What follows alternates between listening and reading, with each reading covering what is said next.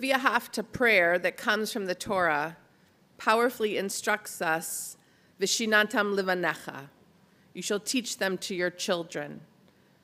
Parents are a child's first teacher, and at some point, parents entrust the learning of their children to others. Those who are perhaps more learned in a specific topic, those who offer a different perspective, those who have the time and the capacity and the heart to teach. Oh, the gift of a talented teacher. The deep trust families have in those who hold the learning of their children in their hands is quite remarkable. The power of a teacher to shape and inspire minds and hearts, to plant seeds that grow and transform lives, is beyond measure. I imagine each of us recalls at least one master teacher in our lives. Someone who taught us something that lit a spark within us and shoved us forward. Someone who saw within us our potential and gifts that could be nurtured and developed into something great. Someone who had the skill to show us something new, or perhaps something we'd seen before, and allow us to see and understand in a new way. And if we were truly lucky, we experienced many special teachers in our life. There is a thing about a great teacher that is sort of magical.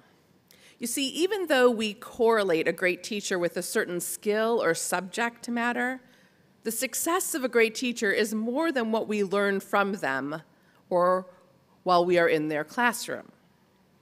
A truly exceptional teacher is more about the way that person makes us feel when we are learning with them, rather than a specific skill or material that we acquire in their class. I recently came across the following story that I saved for tonight. It provides a beautiful illustration of a master teacher, one who has the power to transform the way their students think and live their life. A teacher asked for the opportunity to do a school-wide experiment.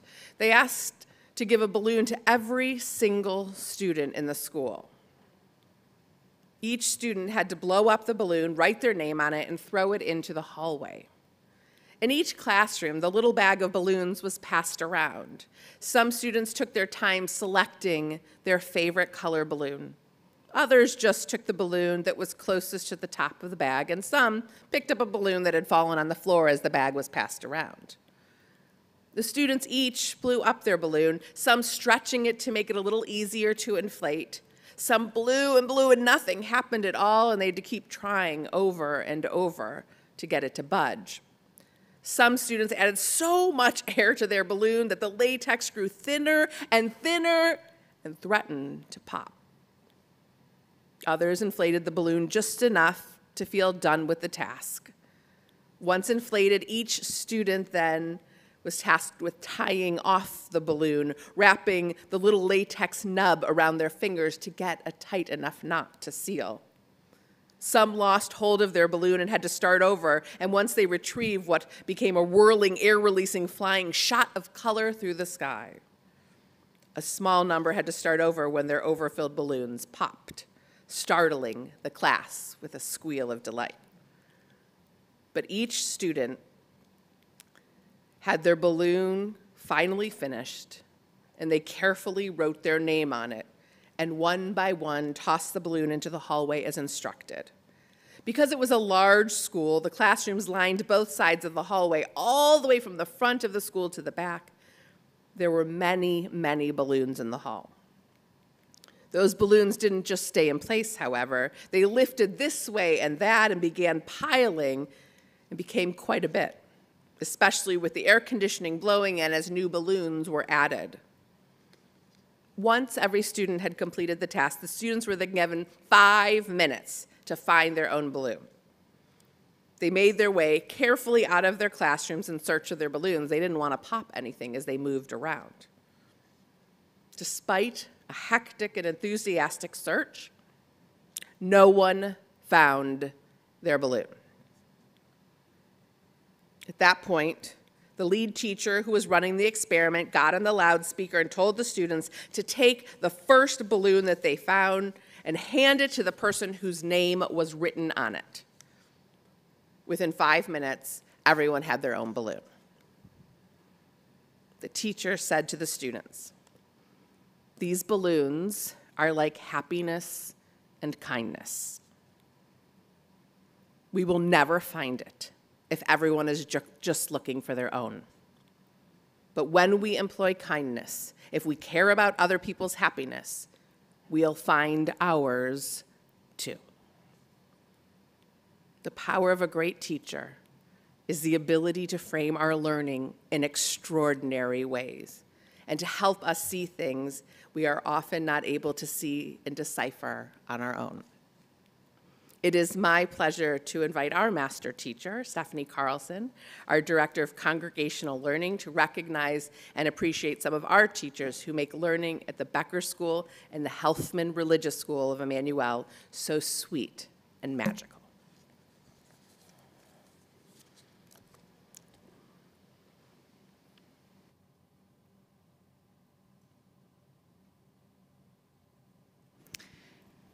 Thank you, Rabbi Salk, for that beautiful introduction. In a week where it's been a little bit hard to be a teacher, I have been comforted by the fact that I lead a team of amazing educators. And while I can't name all of them tonight because we want to do other things, it is my great pleasure to be able to spotlight a few of our amazing teachers who have reached milestones in their careers in this moment. First, I want to take a few moments to talk about a couple of people from our Becker School. Unfortunately, Sarah Williams, the director of our Becker School, is not able to be with us this evening, but she has prepared some remarks for me to share with you. She writes, "When giving tours of Becker, I am often asked about teacher retention, and I immediately light up. One of Becker's most noticeable traits is the longevity of our teaching staff. Two people, Linda Lynn and Leslie Strug, represent the pinnacle of dedication to Becker with a combined 51 and a half years. We celebrate Linda and Leslie this evening as they each prepare to retire and move on to their next adventures. From teaching in the MDO, 2s, 3s, and bridge to finding her niche on the administrative team, Leslie Strug has given 24 years to Becker. Leslie created the Becker Buzz and Brief, coordinated amazing parenting programming, lovingly led Baby Break, and most recently took charge of Becker Carpool. Though most often behind the scenes at Becker, Leslie's dynamic presence is impossible to hide. Her big smile and huge heart are known by everyone that has walked through the Becker doors and will be deeply missed. Leslie?"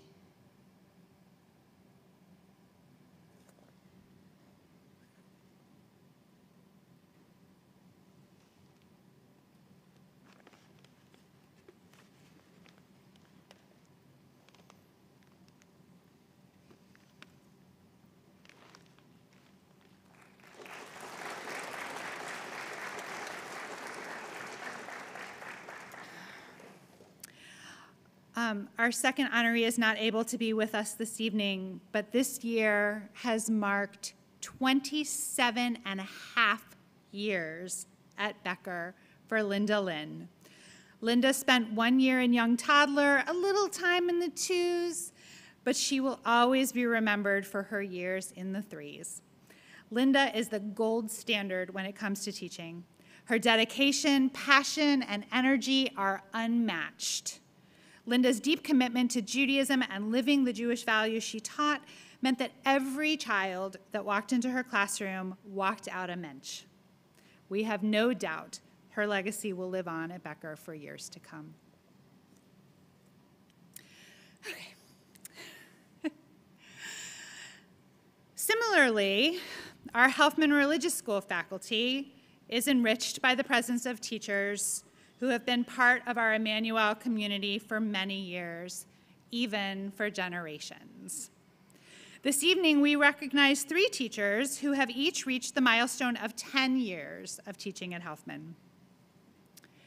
From Becker to B'nai Mitzvah and everything in between, Gila Cohen brings love and passion to her teaching, hearing her joy when she reconnects with my babies. 10 years later in B'nai Mitzvah classes is incredibly special and inspiring. We hope that she will continue to inspire our students in pre-K, in 2nd grade, in B'nai Mitzvah, and beyond for many more years. Gila?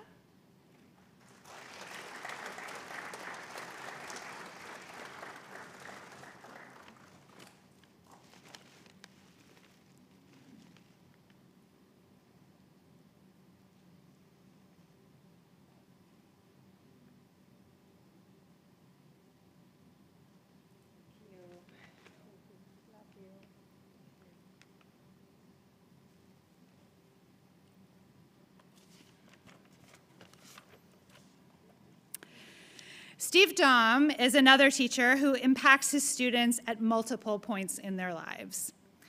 From drilling Haftarah verses in B'nai Mitzvah classes, to visiting the faith communities of our neighbors in 11th grade comparative religion class, to exploring Israel with our teens on our upcoming Surly Berth Memorial Israel Experience trip, Mr. Dahm inspires excellence and builds deep relationships with his students every day. We look forward to his joining our Sunday team next year and want to wish him a Nisya Tova, a good trip as he prepares for Israel. Steve, come on up.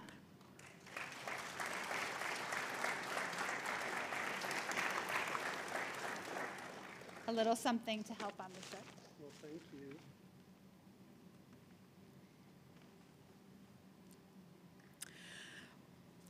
Sarah Cronman, who is unable to be with us this evening, is best known as the face of Helfman. Hers is the friendly voice on the phone on Sunday mornings and the welcoming presence at the front desk. We are delighted that she will be joining our full-time education team this fall, and we wish her a mazel tov as well. In addition to these teachers reaching milestone year, we want to acknowledge a very special group of educators. Our Over the Chai club of teachers and teachers emeritae, who each individually has served our community for at least 18 years, and who together represent an awesome 317 years of dedication to the educational programs here at Congregation Emmanuel. Please stand at your seats to be recognized. Rabbi Pam Silk, Marlene Rubin, Todd Weiss, Kathy Borden, Sophie Zimmerman, Judy Ney, Allie Morse, Judy Stein, Rabbi Roy Walter, and Dolores Wilkenfeld. All of our lives are made better because you are in it. Thank you so much.